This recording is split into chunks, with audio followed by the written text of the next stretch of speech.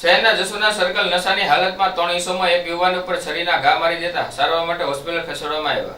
ભાવનગર શહેરના જસુના સર્કલ નજીક વિસ્તારમાં મોડી રાત્રિના સમયે 3 અજાણ્યા ઇસમોએ એક યુવાન ઉપર તીક્ષ્ણ હથિયારો વડે હુમલો કર્યો હતો. મળતી માહિતી મુજબ જસુના સર્કલમાં 3 યુવાનો નશાની હાલતમાં હતા. તે દરમિયાન અજયસિંહ વાઘુબા ગોયલ રહે જૂની વિઠ્ઠલવાડીવાળાને 3 ઇસમો ઉશ્કેરાઈ જઈને ધોકા તેમજ છરીના ઘા મારી દેતા તાત્કાલિક 108 દ્વારા સલટી હોસ્પિટલ ખાતે ખસેડવામાં આવ્યા હતા. આ બનાવ બનતા પોલીસ કાફલો તાત્કાલિક ઘટનાસ્થળે પહોંચ્યો હતો અને વધુ તપાસ હાથ ધરી હતી.